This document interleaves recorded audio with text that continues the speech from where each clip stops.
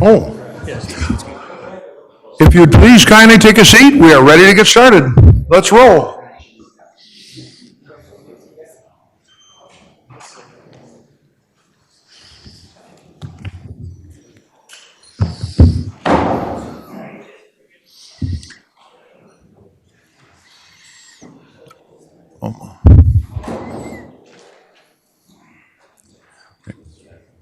Welcome. Thank you for coming. My name is John Stewart, 36-year resident of Plymouth Township, current trustee, former state rep, and I was the author of the noise ordinance for Plymouth Township from 1988 to 1992. He knows I'm full of ideas and maybe full of a lot of whatever else, being Dutch and Scotch-Irish. But our supervisor has been very supportive to listen to ideas, and sometimes that's painstakingly so at board meetings. And that's why I invited Anne Marie Hudak here, our supervisor of Canton Township, to go to lunch with Kurt Heisey. But anyway, she runs some pretty tight meetings over there. To welcome all of us, and I'm glad to see our state representative, Matt Colasar, here, and Chris Kelly from Schoolcraft College, and our police officers, whom my neighbor, Grady, who was a all-state basketball player at Cash Tech in 1983, but he's a Ford Motor guy, and he drives the expressways, and he had to go up to 6 Mile today to come home to 5 and Haggerty. So we've got some changes to be made here, and we've got to adjust. So welcome our supervisor and one of the most knowledgeable and competent, I think, all across the state of Michigan, Kurt Heisey.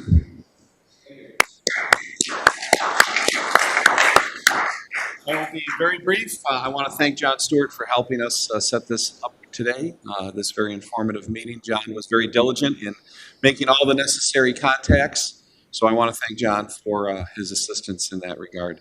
Thanks to all the other elected officials who are here today from the township. We have several, including Clerk Vorva, who was here, Treasurer Clinton. There's Jerry, you were back there. We have former trustee Gary Heitman. Trustee Kermy is here.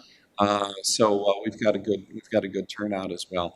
The I-275 project is going to be a 4-year project, and it's going to impact all of our lives, whether you live in Plymouth Township or Canton or Livonia or even all the way to Monroe County.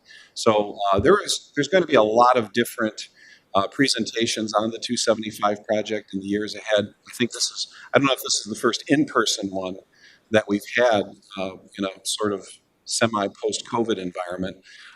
But we certainly know that there's going to be more as this project unfolds. So we may not personally in Plymouth Township be personally impacted by this project, maybe for a couple of years or so, or a year or so. But certainly, if we commute, if we're driving to the airport, if we're making the rounds to downtown Detroit, taking I-94, for example, we're still going to be impacted by this project.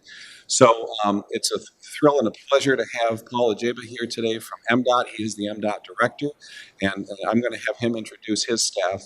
But these are folks that we at Plymouth Township deal with all the time. When we get complaints, questions, concerns about road projects, especially Ann Arbor Road, which many folks don't remember is the old M14. And so it is still an M.DOT owned property. So when we get those comments, questions, concerns, this is the team that we work with every day. Sue Brams from my office and myself. These are the people that we call and we rely on for up-to-date information. So it's a pleasure to have them here today in person so that we can learn more about this project that's, I think, ultimately going to be very beneficial to our quality of life, but certainly a challenge that we're all going to have to work around for the years ahead. So, John, I'm going to hand it back to you. I'm going to have a seat over here on the dais, and just let me know if you need anything. Okay. The rule of 3, be thinking of your three most important concerns. We're here for positive, constructive information. No thank you to politicization, but I am going to disclose some things that you may. Kurt Heisey was a member as one of the 2 in the last quarter century who have served as a state rep for 6 years. This has been kind of a interesting political era Matt Colasar tells me he wants to be number three to survive 6 years as a state rep. Kurt and I were the only two in the last quarter century who've been state rep for 6 years. Kurt was on the transportation committee. So Kurt knows what you're talking about here, and he has his finger on the pulse of the Henry Ford Hospital project, Haggerty Road, whether it's world-class corporations like Bosch, Wabasto, Rivian, that's the exciting one to me, electric vehicle platform, and lock performance, the diamond of the defense contracts that are right there on Haggerty Road.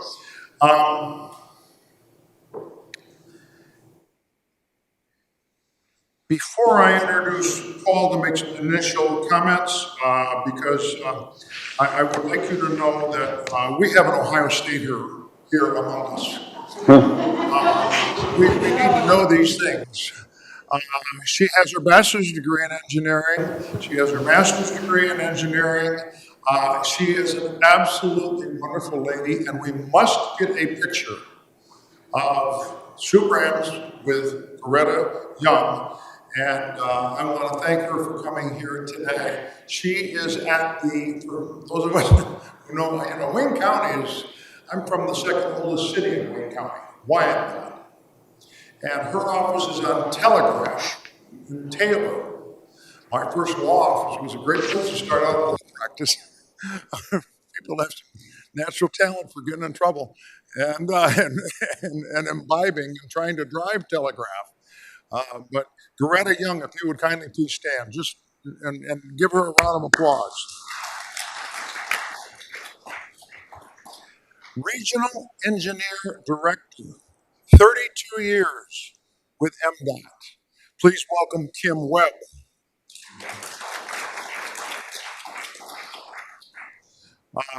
Paul, I have to disclose one thing else. President Gerald Ford in 1974 chose the Michigan State Police Director to be his first Undersecretary of Transportation. He directly reported to the President,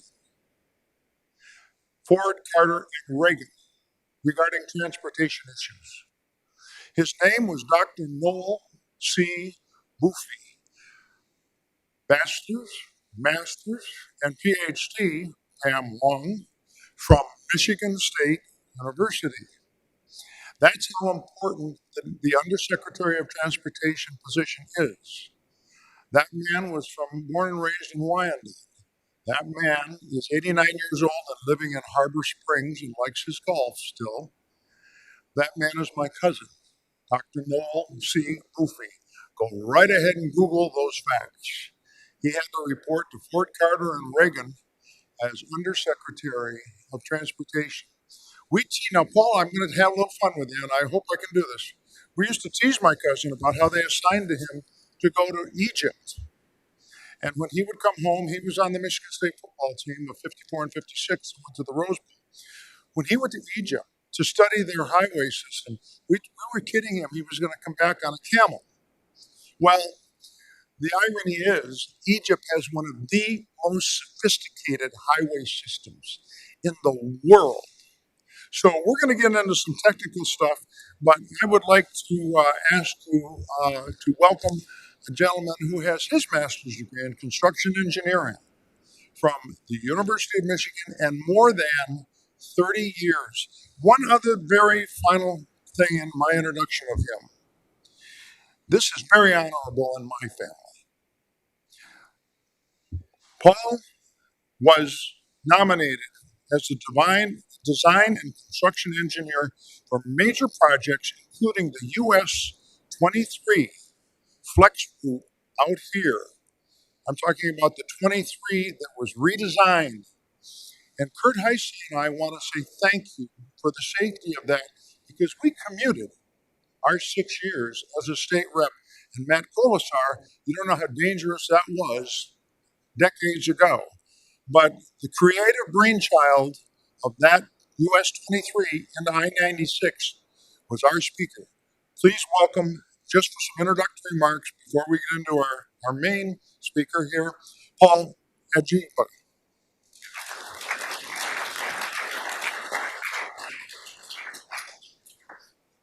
Thank you, John, for the invite today. Met you virtually, and it was good to meet you today.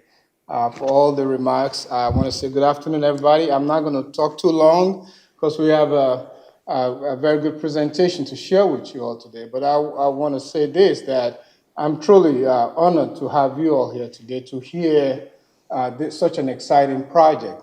As John said, I've been with the department almost 31 years now.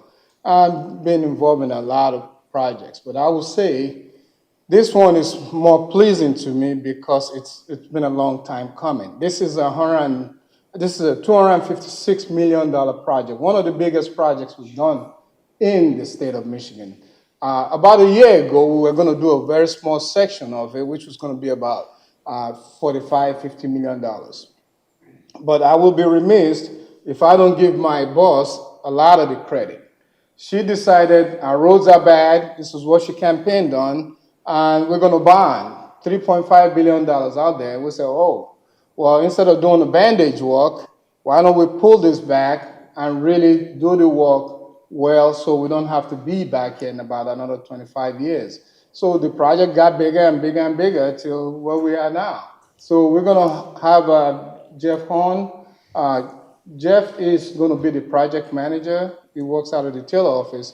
Kind of walk you through the project. We like for you to please ask all the questions you may have about this because we want you to walk out of here feeling comfortable that this project, even though there might be some growing pains, you don't walk on a freeway that carries almost 200,000 vehicles a day without some growing pains. But to assure you that we've looked at all the possible ways to make this as less stressful as possible. So please ask all the questions you may want. You are our stakeholders, and we'd like to hear from you.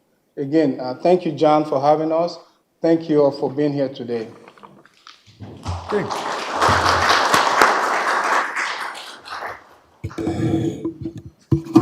Thank you, Paul, for having the resonance of a baritone like myself, and everybody heard you.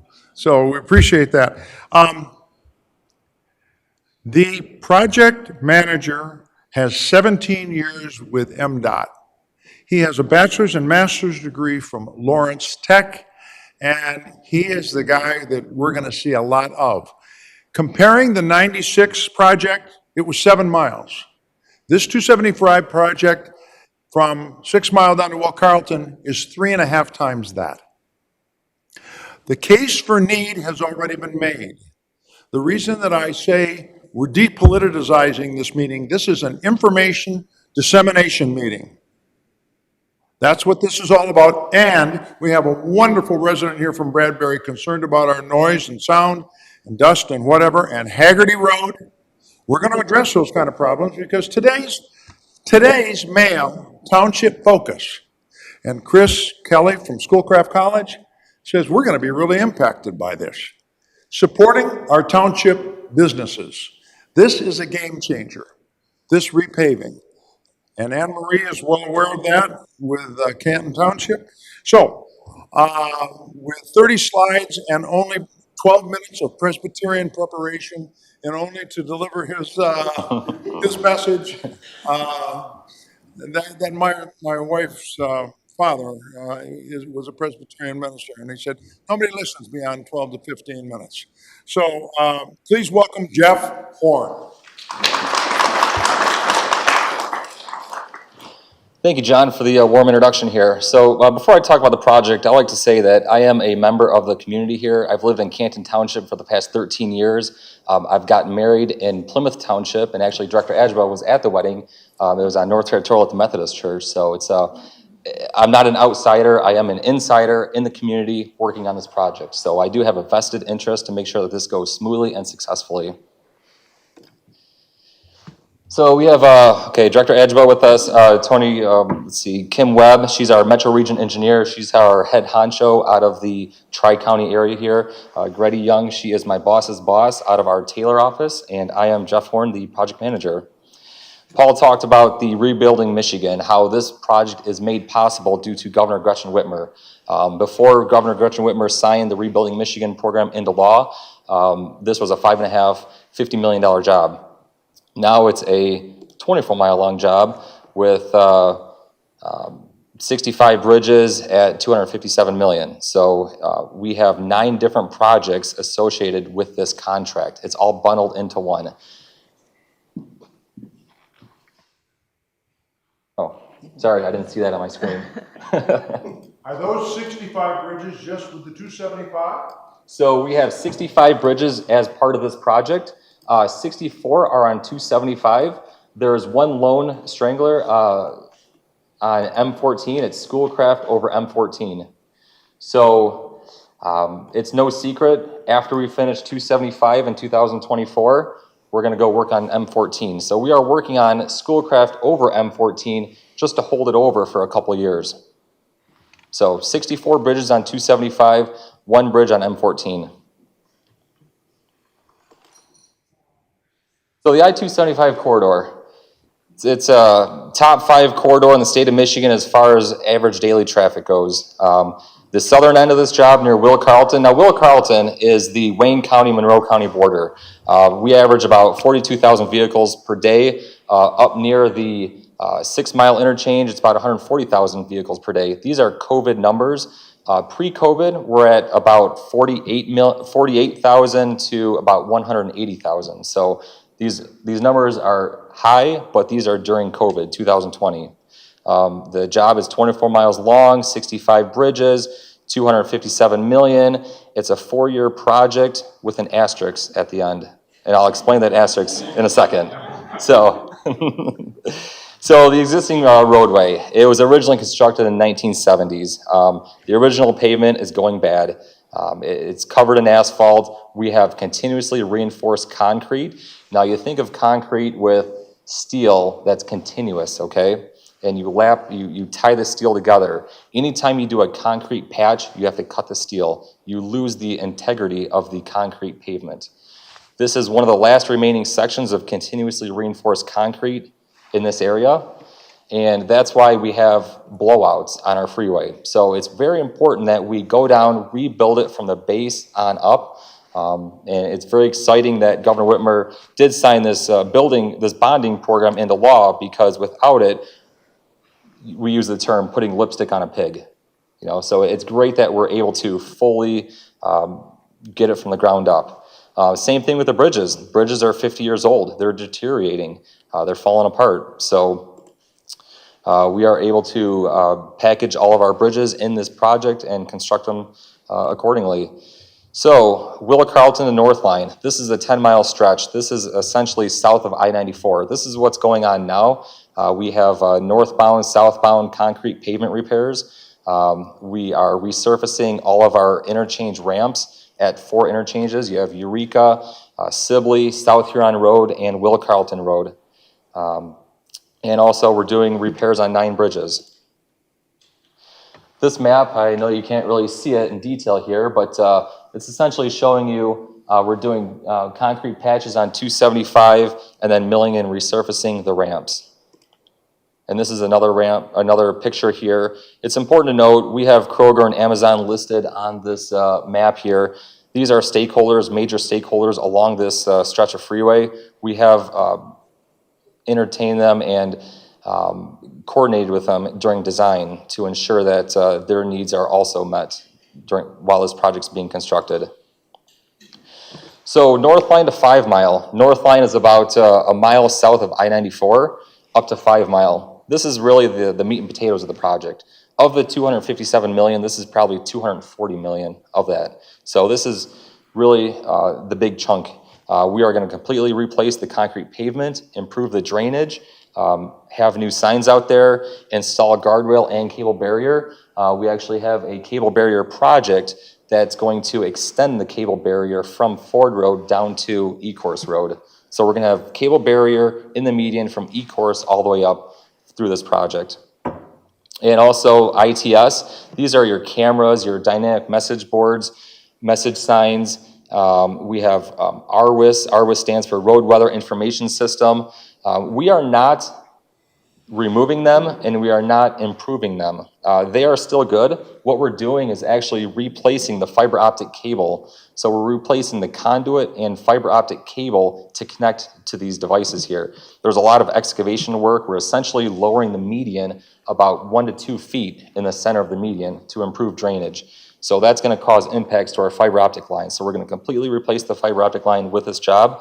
We're also going to modernize and install traffic signals at 5 different locations. The 2 ramps at E-Course and 275, the northbound 275 at 5 Mile, northbound 275 at Michigan Avenue, and also the 2 signals at Ann Arbor Road and 275.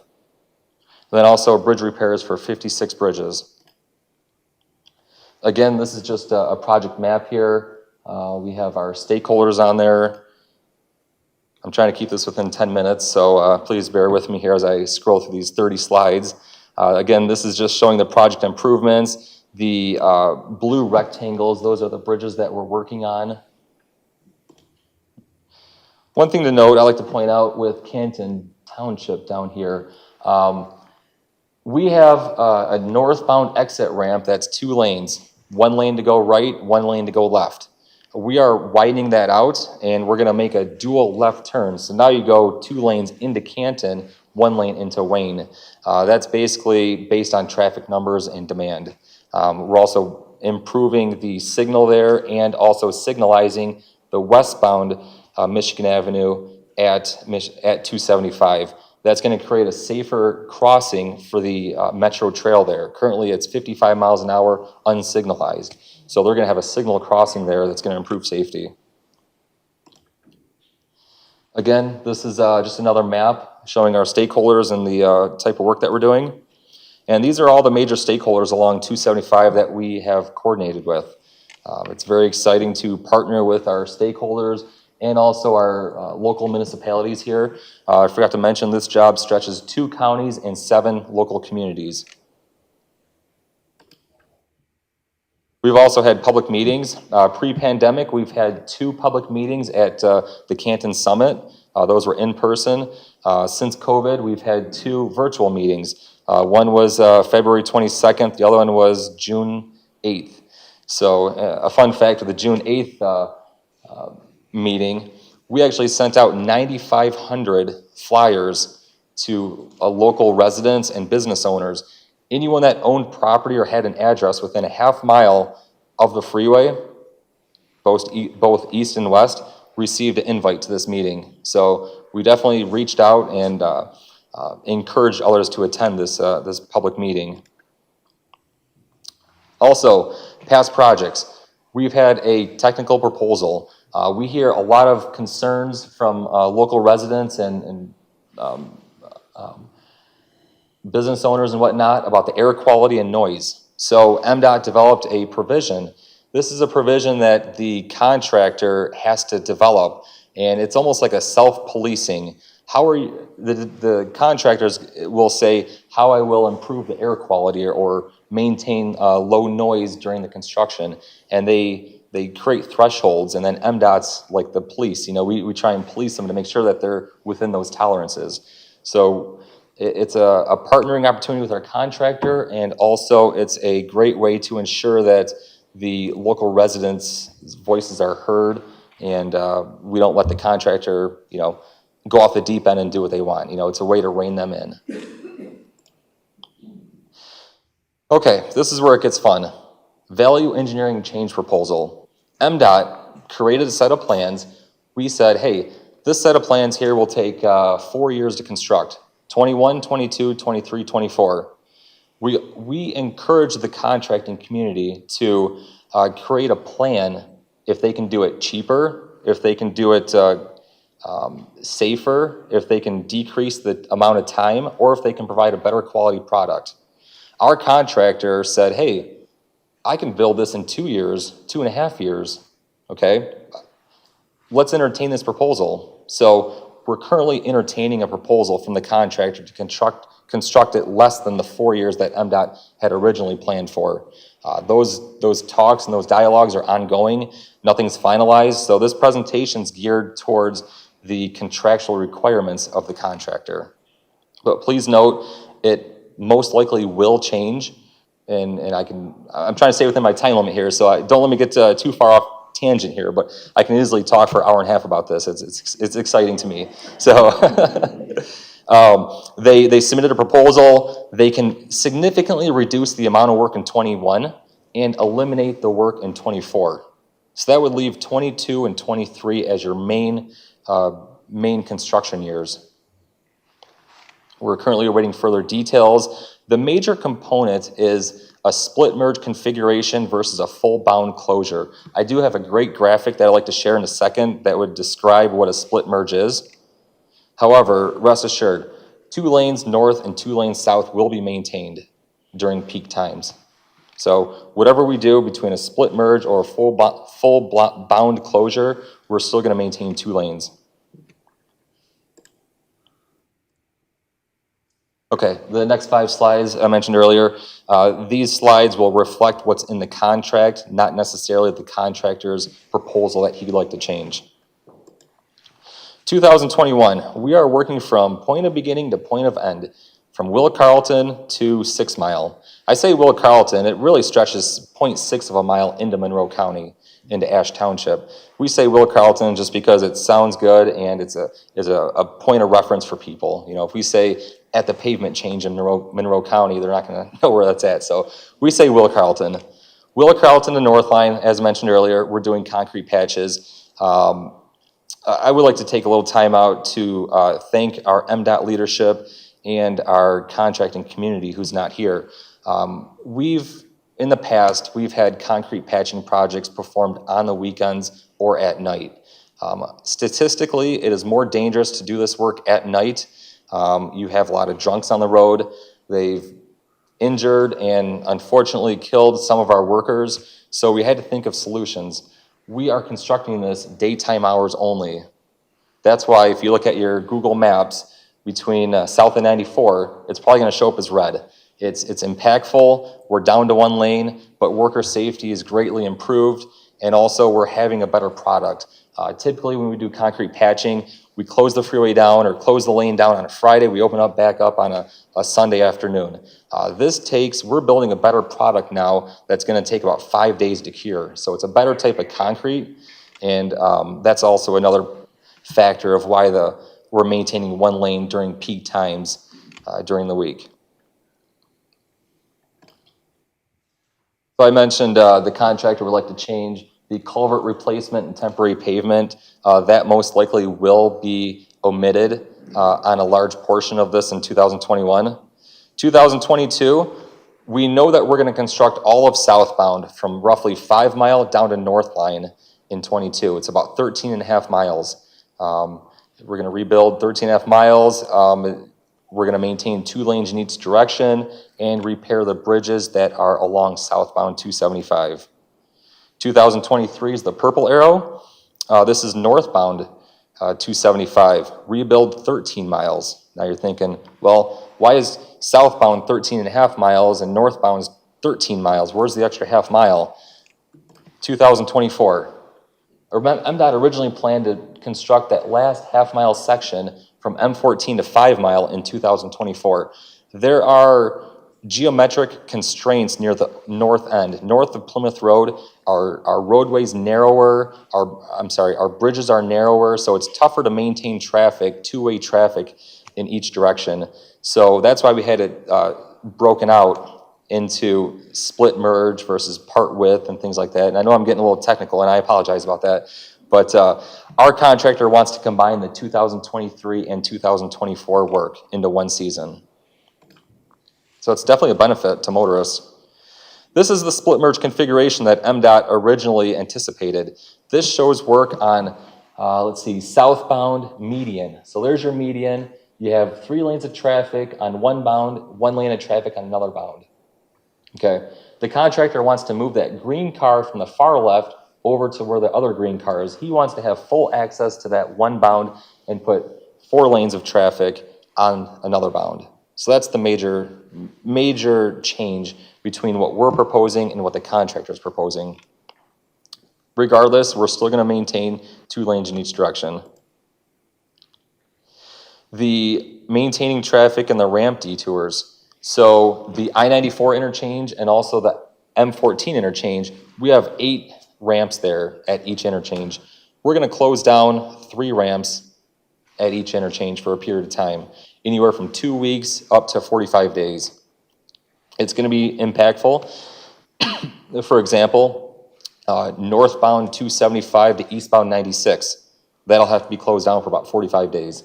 So motorists will have to be detoured for those ramps, but it's the nature of the beast of reconstructing the roadway and also rehabilitating the bridges. All the other minor ramps, I'll say minor, I'll say it loosely, but your Ann Arbor Road, Ford Road, Michigan Avenue, E-Course, those ramps will all be closed at a period of time for about 30 days.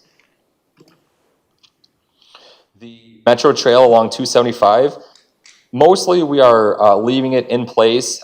There's a part that's failing north of Van Born Road. We are going to rebuild a half-mile section of it. That will occur when we're rebuilding northbound 275 in 2023. There are times we'll have to close down the Metro Trail to protect pedestrians from entering the work zone. For example, when we work on Schoolcraft over M14, the Metro Trail runs along underneath the bridge. We're gonna have to do demolition on some of that bridge, so we're gonna have to close that Metro Trail at that point for about 3 weeks. So there'll be sporadic closures of the Metro Trail, but by and large, we're mostly leaving it in place. Noise. I know this is an important topic for local communities, for M.DOT, and everyone in between. So M.DOT has 2 types of noise abatement programs, okay? We have type 1 and type 2. Type 1 is if we do widening or we add capacity to the freeway. Let's think of I-75 through Royal Oak. You know, it's pretty much what, a 3-lane highway, you're moving it out to 4 lanes. You're changing the alignment. Or I-94 at Telegraph, you're changing the alignment there when we had eastbound, westbound, and we brought them together and put them closer to one side. That's changing the alignment. By federal regulations, we have to do a noise analysis study. This job is not adding capacity and it's not changing the alignment. Therefore, type 1 does not apply to this current project. Type 2 is a voluntary program. This is where M.DOT could have a pot of money and we could construct noise walls at certain locations. This program is suspended and is no longer funded. So type 1 does not meet the qualifications, and type 2 is currently suspended.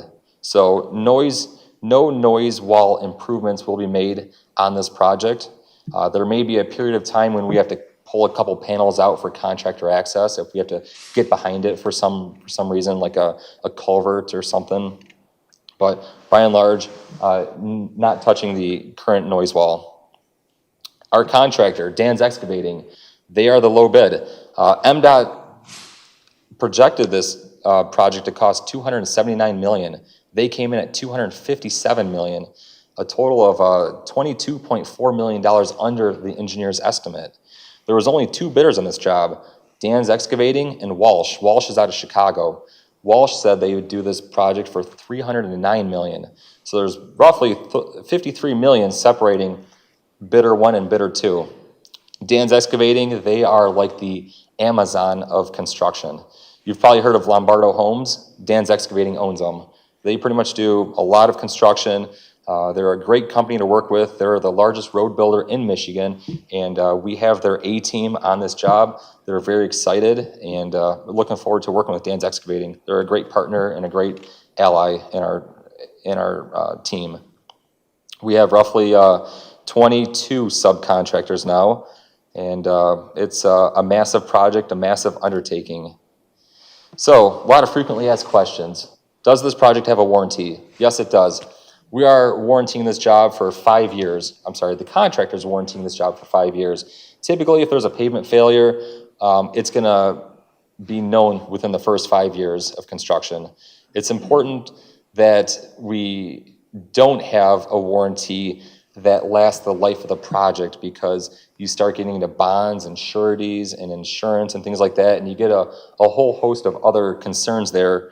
But the project warranties will last for about 5 years, and if it's gonna fail, it's gonna fail within that 5 years. There is no incentive on this job for the contractor. However, there is a disincentive. If they don't open up this roadway by a certain date, they're gonna get hit with liquidated damages in excess of about $140,000 per day. So one could say your incentive is not to get a disincentive. The concrete pavement, mainline concrete is 12 inches thick, and also the ramps will be 10 inches thick. This is non-reinforced, high-performance concrete, so it's a really good mixture of concrete that is proposed on this job. Now, this is just a profile of the Rebuilding Michigan here. I'm sorry, Rebuilding Michigan and of the I-275 job. And communication is very important to M.DOT. We have a dedicated project website, revive275.org. We have a project ombudsman on staff with a dedicated phone number, a dedicated email address. Please plaster this out at your communities. This is public knowledge. We want everyone to go to this website, call this number if they have questions, email them if they have questions. This is the one-stop shop here, where we're making communication easy for the local stakeholders. And if there's other concerns outside of this 275 job, we have a satellite office in Taylor, I-94 in Telegraph. It's called the Taylor TSC, Transportation Service Center. We have a dedicated email address and also a phone number. Feel free to reach out to us at that number as well. And that concludes my presentation. Hopefully I was within the 10 minutes. Super. Thank you very much. I have an email. I said we were going to disclose some private things here. By the way, my assistant Martha got a great picture with Sue Brams and Goretta Young. Here is Goretta's email. YUNG, capital G, at michigan.gov.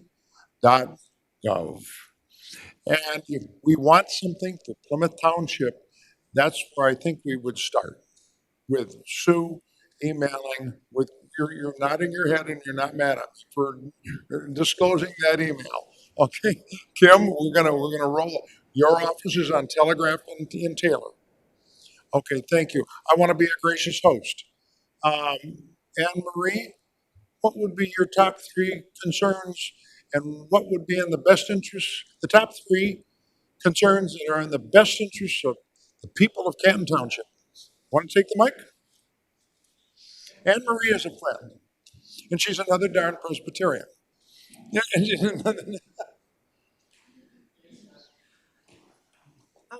Like you said, we've had a couple meetings.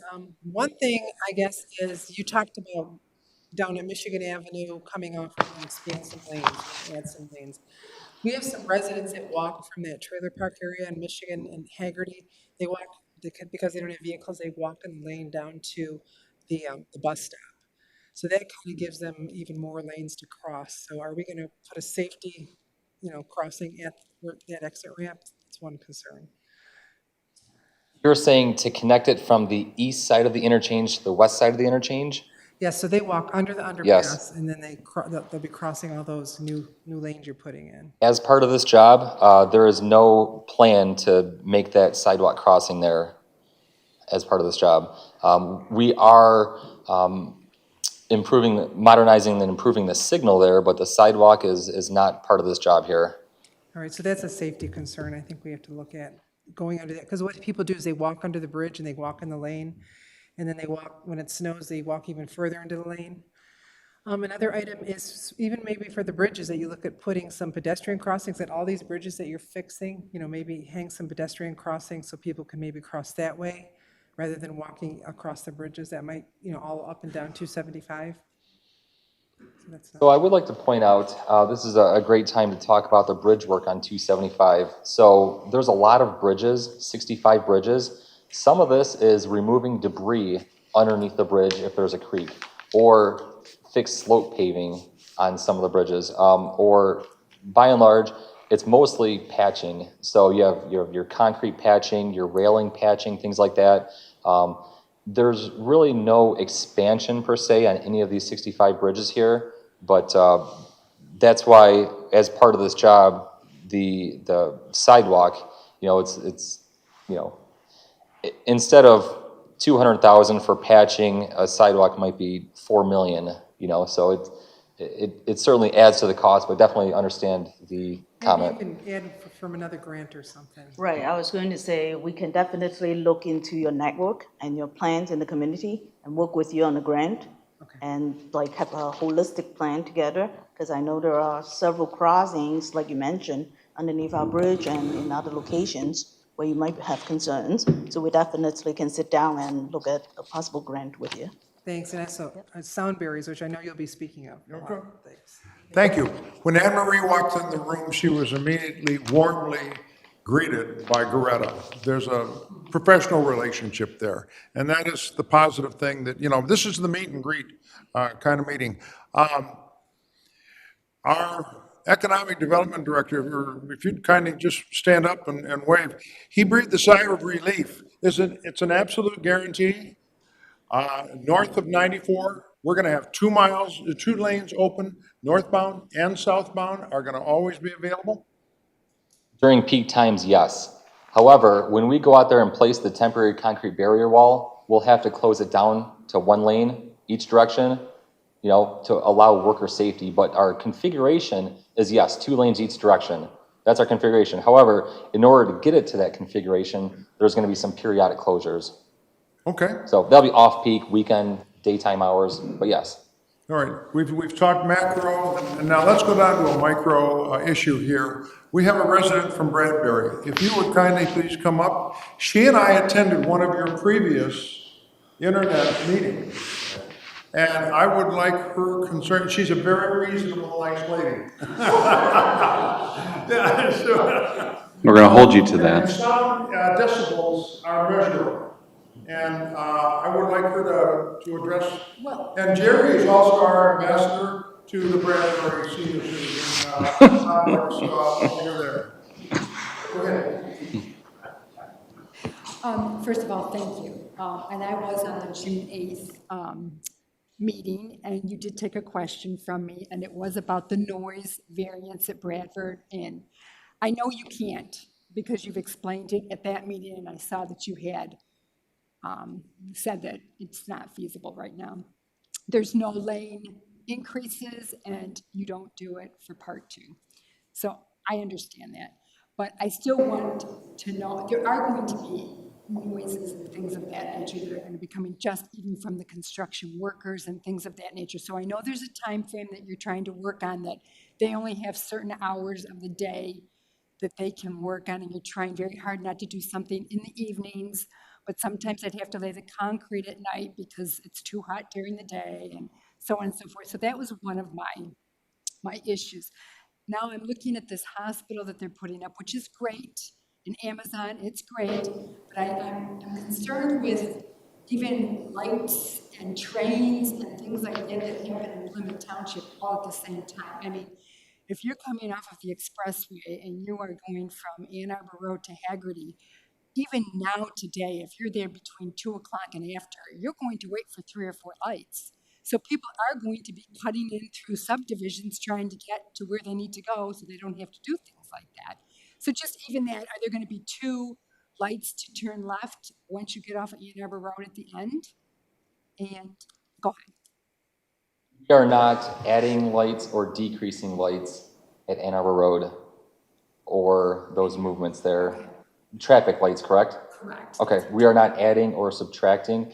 We are simply taking down what's there and replacing it to current standards.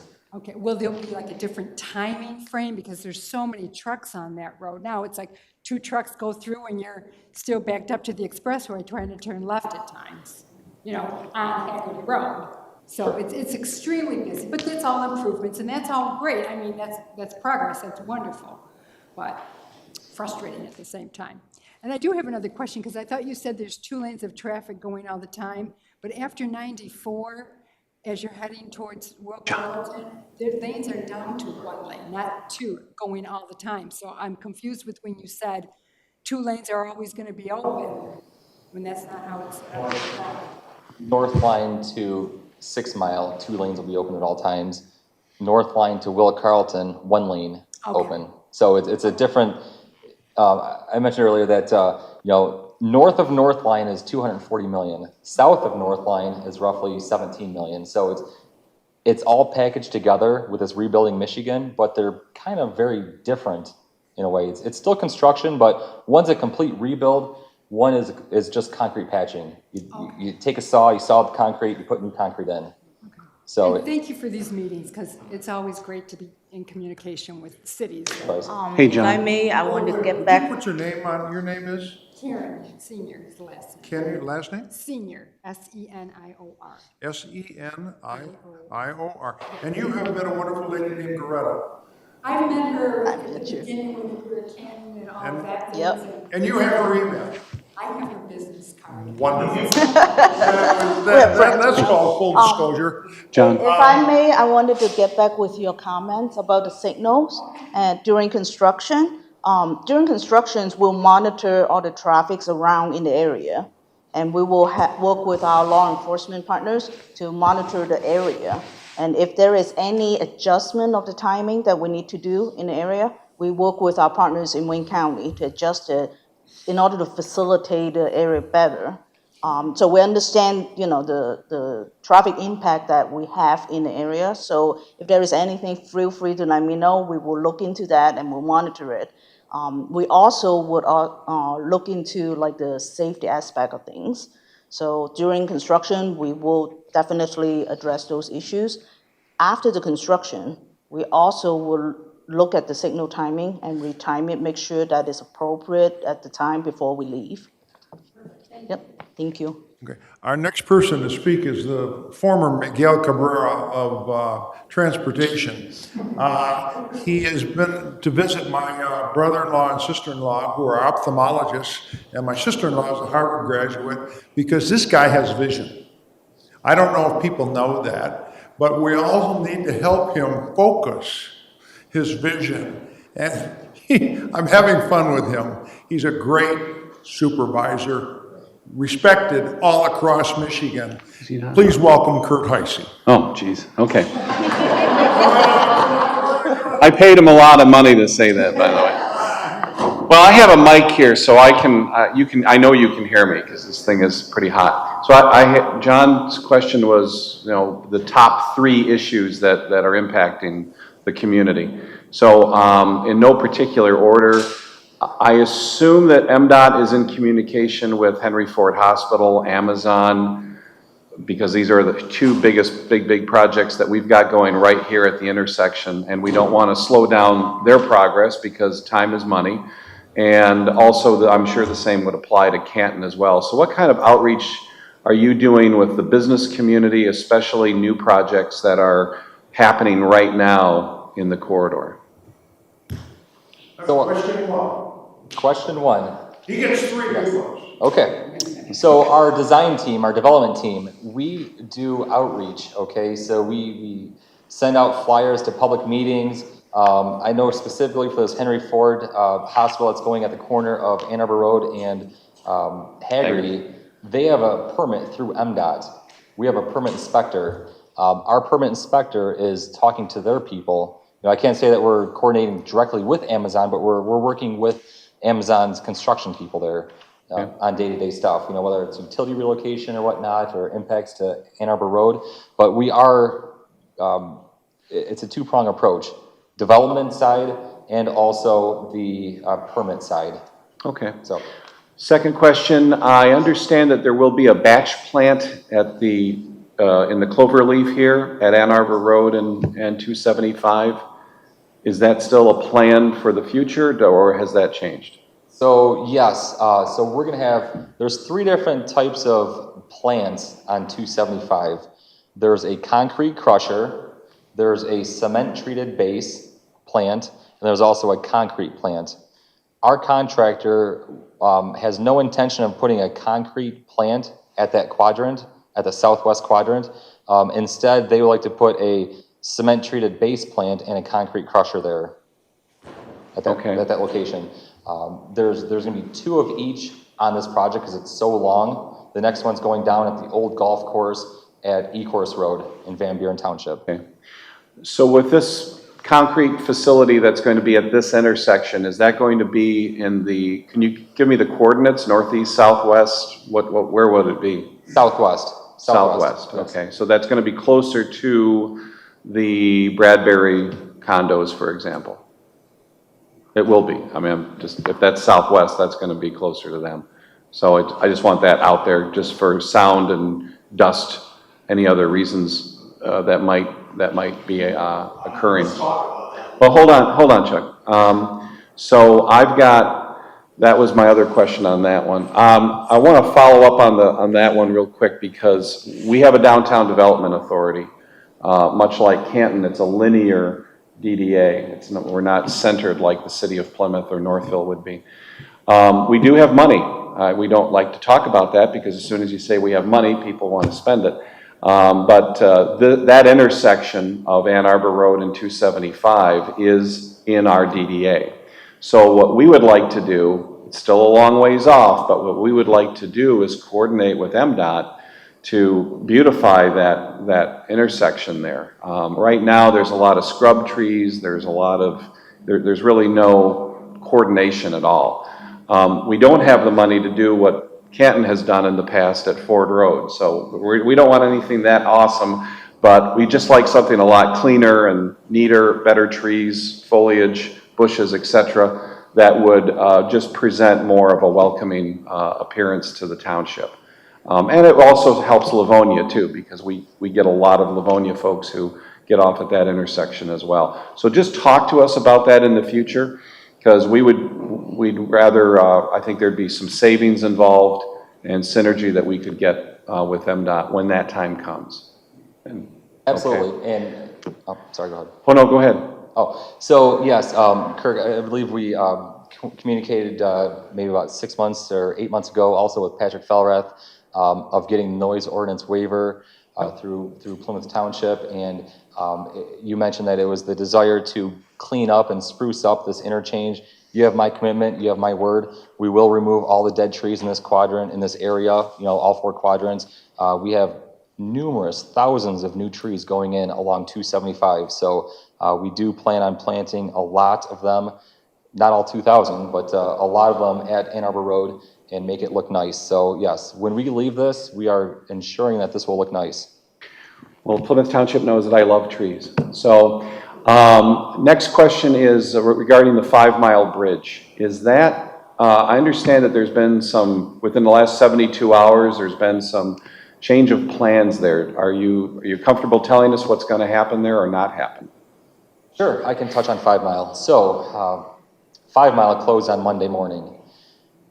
Our contractor, at our direction, started removing some of the guardrail at all the approaches. We have 4 approaches there. Started removing the guardrail. They made a few saw cuts in the bridge approaches there. We started doing some work and realized this bridge really deteriorated quickly. It deteriorated so much since when our designers looked at it and designed it that the current scope is not acceptable. So we're pulling it and we're going to open it back up tomorrow by close of business. So it closed for a day, or it closed for 5 days. We're placing 8 attenuators, either sand or water-filled attenuators. We're putting up temporary concrete barrier of the guardrail that was removed. So we are going to open it up by close of business on Friday, and we're going to relook at this bridge, rescope it, and rebuild it, and do something different to it. Would it be rebuilt still as part of this project, or would this happen after the main project is complete? So this is very fluid, and Yeah. this is detailed information that just came out within 12 hours. Yeah. Our intention is to keep it in this project. We intend to start 275 March 1st of next year with the full rebuild. Roughly March 1st. Please don't hold me to those dates, Yeah, but no, we roughly. know. It could be 12 inches of snow. Yeah. But, our plan is to demolish 5 Mile before that reconstruct starts. That way, when everyone's in the stage construction, we can go in there and build it and not impact traffic. So Okay. that's our intention.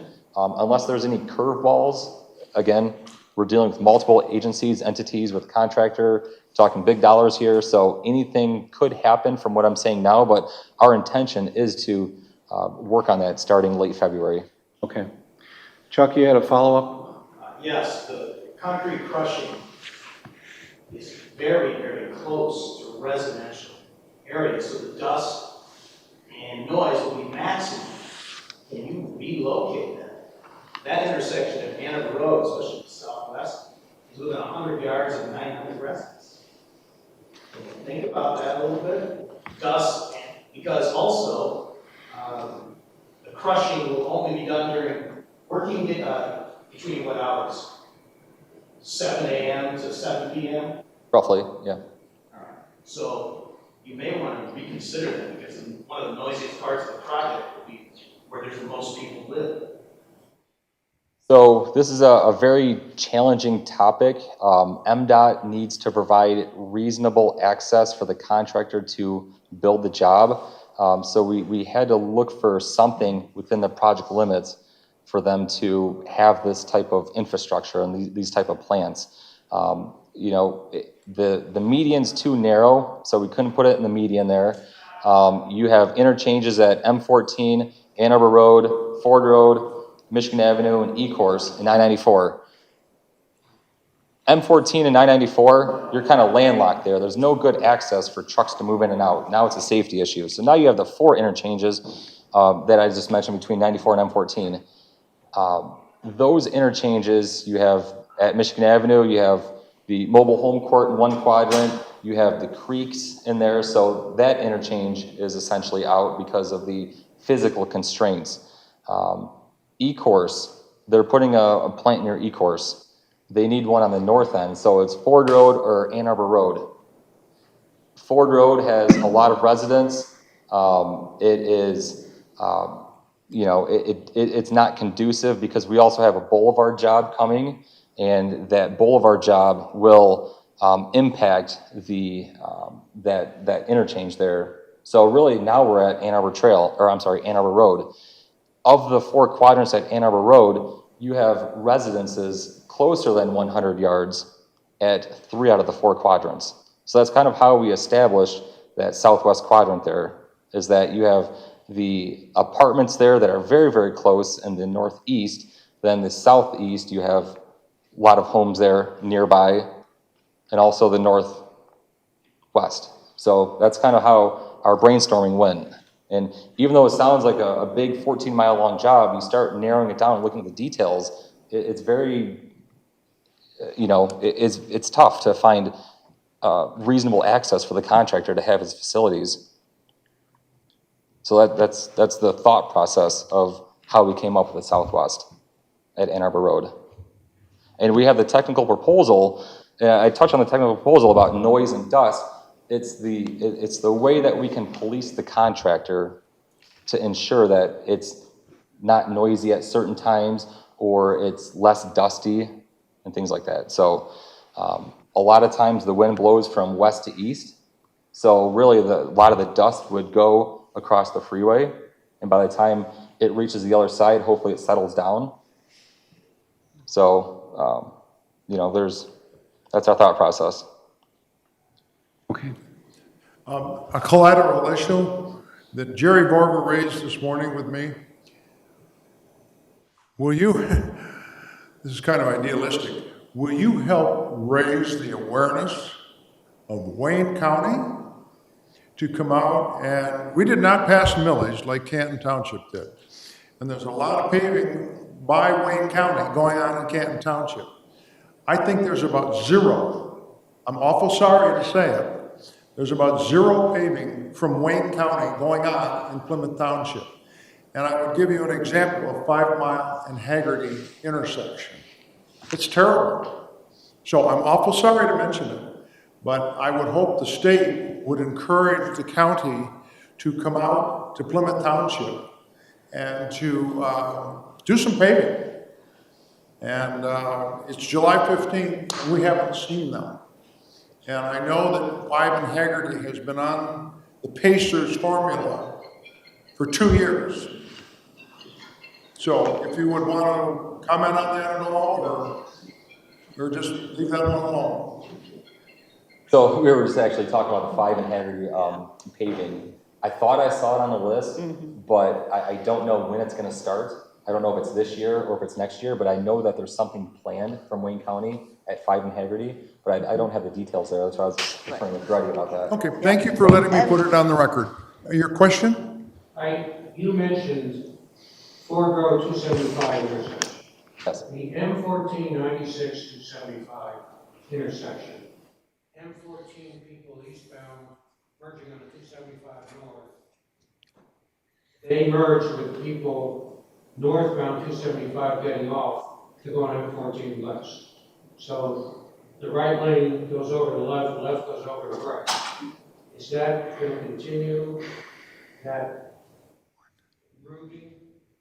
That's a great question. So as part of this project, we have no intention and no plan to fix that. However, after this job is done, in 2024, it's part of our 5-year program, we are going to rebuild M14 from Sheldon to Newburgh. As part of that contract, or I'm sorry, as part of that project, we are also asking our designer to look at that whole interchange there, to look at the whole movement of 275, I-96, M14. Yes, the way it was designed and the way it was built and things like that, one could say it's outlived its useful life and it's not applicable to the movements now. Will we see change? I don't know because the study hasn't been done yet. So when we do our ramps as part of 275, we're going to what's called the 22-foot point or the gore. We're not actually redoing all the ramps there at I-96 M14. We're just going up to a certain point because we know that we have a project coming up in the future and we don't want to do a whole lot of throwaway work. We don't want to waste taxpayer dollars. So we're only going up to the gore area and then taking it on the next project in 24. So it could change, it might not, I don't know. I don't think anyone knows. It's a way out. Does that mean M1496 will be closed from Sheldon to Newburgh? We haven't even begun design on that. I would have a hard time imagining that would be closed, but again, we closed 96 down from 275 and Telegraph, so I don't know. The M.DOT concept, maintaining traffic concept has not been finalized yet. John, I have another question, if you don't mind. Yes, please. Well, kind of stand up. No, I'm fine. So what we've got right now, we were supposed to have Ann Arbor Road was supposed to be mill and filled between Canton Center and Napier this year. So I understand that project's been put off to next year, but that maybe the bids haven't even gone out yet. Do you have any status on that project? We have delayed it to next year because of funding, and we reschedule it for spring, but we have not confirmed the actual let date yet. So The letting day? Yeah, the letting day. We have not confirmed it yet. Okay. So we will confirm with you. We have been working with Patrick and your staff. Okay, yeah. And so we'll keep you updated as soon as we have a confirmed date. Because Ann Arbor Road basically between Sheldon and Napier is in rapidly deteriorating condition and definitely needs an upgrade. And plus, again, when that project happens, we'd like to talk to you about installing sidewalks as well. Let me ask you to ask them, does your wish list include redoing the ramps here at Ann Arbor Road and 275, the gateway into Plymouth Township? Well, we've talked about the landscaping and some of the other elements. I'm going to yield to their expertise on as far as road quality and things like that. I just think from an aesthetic standpoint, we can do a much better job working together to improve the quality of that entranceway. Let me use an enlightened word. Make it pretty. Okay? 275 and Ann Arbor Road, that's our gateway. Yep. And will be to Henry Ford Hospital, a massive project. What we can do is, as we get closer to replant our trees, we can draw up our plans and then send it over to you guys. What we have done before is have your representatives from your landscape group walk with ours so that they can actually stake out what type of trees where. And Okay. because they know the trees and shrubs a lot better than me that only know evergreens and not. Right, right. So we can work together on that and see. Okay, great. Well, Okay, forgive me, make it pretty. That'll be nice. 275 and Ann Arbor Road, that's the gateway. Will do. Okay, thank you. And if you have any influence with Wayne County, just continue right up Haggerty Road, all the way to Plymouth. We'll pass on the message. Kate? Thank you. Thank you so much for mentioning the Fort Road Boulevard project. My question is, how are you coordinating the 275 project with that project? Because that would be two major road projects going on possibly at the same time in Canton. In fact, that team that working on that project is actually working with us on 275 also. So the same traffic engineers who is looking on those two projects will be looking at it together. So we know the traffic volumes on both roads, and we know the demand on one. So we definitely will coordinate all those closures and understand what the impact is to get the best plan we can possible. Yep. Okay, yes. Kindly please stand and would you say your name? Mike Bale, I'm a resident of Plymouth Township. Thank you.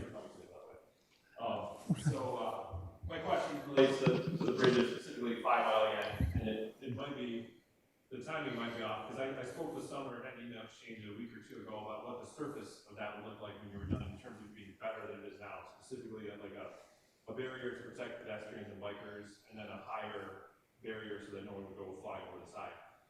So I just learned that the 5 Mile bridge might be delayed based on what you found, but in any case, when it's finished, will the surface of it be better than it is now from a pedestrian and biker standpoint? Because as you know, right now, you're on this little sidewalk with cars zooming by you with no separation, and the barrier is low, so if you get hit, you can go over the side. So what's it gonna look like when it's finished on the surface? That's a great question, yes. As part of our contract and also the, let's call it the redo of the bridge, the surface will look like a brand new surface, brand new bridge deck, brand new concrete. Our plans called for a deep overlay. Let's say your pavement's 10 inches, a deep overlay might chip it down to 5 inches. So that 5 inches looks like brand new concrete. However, it's not a new deck. That was the original plan. So you take it 10 inches, you put 5 inches on top, chip down the bad 5 inches, put new on that. But now the plan is to put a new deck on there. So new concrete. The plan was and still is to have buffered bike lanes on both the north side and also the south side. I think they're about 7 feet, 6 inches. You're gonna have a pedestrian fence on both sides. And the way we were able to do 5 Mile, and I would like to make a distinction with 5 Mile and why 5 Mile is different than all the other bridges. 5 Mile is 5 lanes wide. You have 2 lanes eastbound, 2 lanes westbound, and a center left turn lane that really is not functional. There's no driveways nearby, there's no businesses or anything like that. So what we did, we moved the 4 lanes inside, used that space, and created buffered bike lanes, okay? So it's important that we know that 5 Mile is an anomaly compared to the other bridges. We were blessed with that luxury of having that not useful center left turn lane there. So maybe the engineers 50 years ago were thinking ahead to 2021, but it's beneficial, but pedestrian fence, buffered bike lanes, new concrete. That's great to hear, because a lot of people use that in between Livonia and Plymouth Township on foot and on bikes. That's great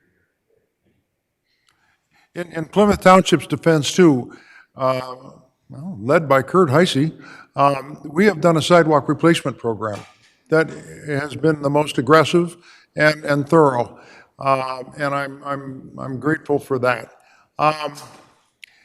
Matt, did you want to have any question? Matt, I was on appropriations for 6 years, and you have been a very responsive, helpful state representative.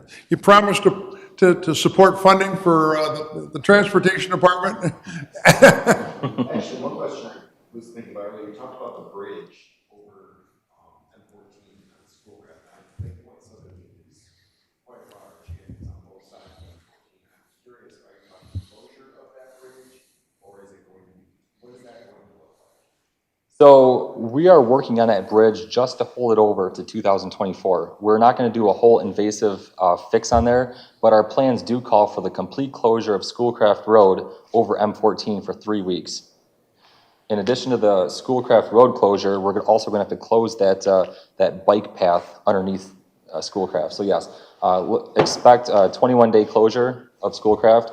There are detour routes for the motorists and also the pedestrians on top. We can't detour the Metro Trail, because there's not a good detour route for that, but we will detour pedestrians through the neighborhood there. Okay. Yep.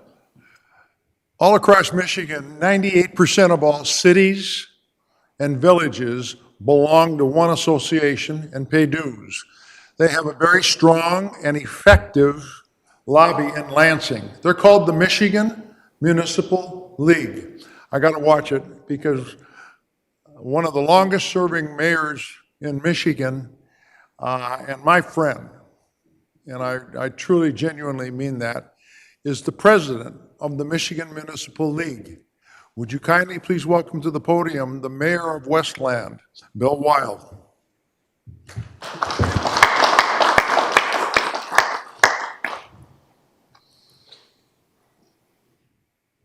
Didn't realize I had a speaking spot. John, thank you. First of all, hello, everybody. And obviously, this is a project that's affecting all of us, and I appreciate our partnership with Plymouth Township. I appreciate my friendship with John. He asked me if I'd come by today, and we've had a lot of questions in our town, especially because at the same time, we're doing construction on Newburgh Road. We're doing construction on Wayne Road, and we did some construction on Vinoy Road. So a lot of our northbound corridors have been under construction. And of course, people say, well, why would you do that? Why they're doing this? But unfortunately, it's just not the way it works sometimes. We got a lot of different people working at the same time. But so I just wanted to be here to support you, John, and also to learn a few things because we are getting calls in the city of West on this project. And my senior supervisor. Thank you. Same here. Greta, do you know this guy? Yes. Greta, yeah. All right, good. Yes, I wanted to, very, very kind of Jeopardy-like question. Easy answer. Okay. Will the bike paths from 6 Mile all the way down through Westland, we have joggers, we have cyclists, we have walkers, are they going to be consistently open? So, okay, I can't answer your Jeopardy question without giving a further explanation, if you wouldn't mind, sorry. We are also replacing the right-of-way fence at most of the locations. So when we do that, we have to allow our contractor access to replace the right-of-way fence. That right-of-way fence is just off of the Metro Trail. We want the safety of the pedestrians and the people that use that Metro Trail, to be safe. And also we want our contractor to be safe. We need to provide reasonable access to our contractors. There might be a period of time when we have stop, slow, stop, go paddles or a complete segment closure for a week at a time. It's unknown. There's not really a lot of impacts to the bike path itself, but you have your ancillary stuff, tree removals, fence replacements, things like that. Those are quick moving items, but yes, there will be impacts to the Metro Trail, but by and large, not really. Okay, I know these are there's a high volume of usage in Canton for the walking path. I did not discover that path until 25 years ago when I was training for a marathon. And then you just run down and you run back. And the vice president of Schoolcraft College here, Chris Kelly, can go back and tell Schoolcraft College that 2 lanes are going to be maintained at all times, north and south, on Haggerty Road there and 275 there for during this project. During peak times, yes. Yes. Okay. All right. We just wanted to be sure of that. Other questions, and we're going to wrap things up here. Chuck. Yes. No, Chuck's got a question. One, to ensure timing success of the project, have you made provision to work longer hours or 24 hours during the end of the construction season? Like many times we have a dry, warm October and November. So are you going to attempt to do that to ensure success? We require our contractor to have a schedule, and we meet every week or every other week to ensure that they're on schedule. Our intent is not to backload the job because who knows what Mother Nature is going to throw at you in October. If we're working 24 hours in October, chances are something really messed up in June, July, or March. So our intent is not to work at night. That's why it's 3 years. But it's really, I really can't say that we're going to work 24 hours or not work 24 hours in October. We have to see how the course of the job goes, but that's not our intent. Well, I want to encourage you to extend the hours to ensure success. Okay, yeah. Provision for that. I think it's a good idea. Sure, okay. I thought it was the other way. To not miss a day. Sure, yep. You do have to do what needs to be done. Yes. If you have extended weather, take advantage of it. It doesn't happen all the time. The other item you mentioned, we're using unreinforced concrete. What does that mean? Non-reinforced concrete, that's our new standard. That's what we build all these freeways with right now. Basically, you're just pouring concrete, and you have your load transfer devices, your bars, lane ties, things like that. It's basically just concrete with your saw cut joints, your bars and things like that. But before, we would have reinforced concrete mesh. Large grids. Yes, mesh Not grid. doing Correct. That's still used on bridges, but not roadways. What's the background of that? There's some new information that says it won't corrode and the road will last better. Yep. It's not good for Midwestern states with salt usage. As an old practicing attorney, I'm rather skeptical about some of the activity that can take place along 275. Paul, you mentioned to me that M.DOT would be contacting and would be kind of raising the level of awareness of the state police. We've got our township police officers here, 3 of them here today. Are we going to enhance our policing and oversight of, there's some stories about guys guys drinking too much and then getting in a vehicle and driving it down 275. So that's a great question, if you wouldn't mind if I answer that. So we have a contract that was recently authorized with Michigan State Police on a yearly basis. So we do have funds allocated for Michigan State Police to go out there and patrol our work zone. Okay, I have to watch myself because I have because of family, I have a ton of respect for Michigan State Police. So we're going to be seeing them more here. And they automatically coordinate and work with our township police. I don't know if they coordinate with the local municipalities. I see a couple of nodding heads over there, so I'm hopeful that they coordinate. But I don't know if they're going to specifically target Plymouth Township. They're going to go where the offense is. If we're working south of 94, that's where we're going to put our Michigan State Police as part of our contract money. So we have a budget. South of 94. South of 94 this year, right now. No work's occurring right now. Right. North of, so everybody has a clear picture. They're not coming north of 94 on 275 until next year, perhaps. Yep, and the local police also can use that too. So, yep, we encourage. I know Huron Township is out there in full force right now, and south of 94, they're out there. So, yes. You mentioned that you were going to put cable in the median. I don't know if anybody really notices, but between 96 and Ford Road during the wintertime, there's usually 5 or 6 cars that spin out into that median down into the ditch. I understand that would, I guess it would be for safety, but I guess that might be a little dangerous for those cars that do go into that median. What's the reasoning behind the cable? So statistically, the cable is very safe. It prevents crossover crashes. So as you're traveling southbound, that cable protects you from going on the northbound and having a direct hit. So yes, your car or motorcycle might get mangled in that cable, but statistically, fatalities have decreased. It's being implemented, a lot of different areas throughout the state. So it does reduce and improve the amount of severe fatalities. So it works. I don't know if the local officers have anything to comment on that. Would you say it works? Do you like it, or? Okay. Since they put it here, I don't call that a crossover crash on 275 prior to the winter period. Sorry, we can't hear you. Just saying that since the wire barriers went in along our portion of 275, I don't recall having a crossover crash. Prior to those being there, we had some real nasty ones over the years. So. Okay. Decades ago, there were many between 5 miles and about 8 miles. Many. No. I think you're going to have some, I think you're in a growth industry of criminal activity, very candidly, and that's my humble opinion. Paul, would you like to give closing comments? Well, before I give closing comment, No, I'm good. Okay. I'm good. I just want to make a point that Jeff mentioned the contract with Michigan State Police. The local police are also encouraged to approach us to use that because, a lot of them use it for overtime.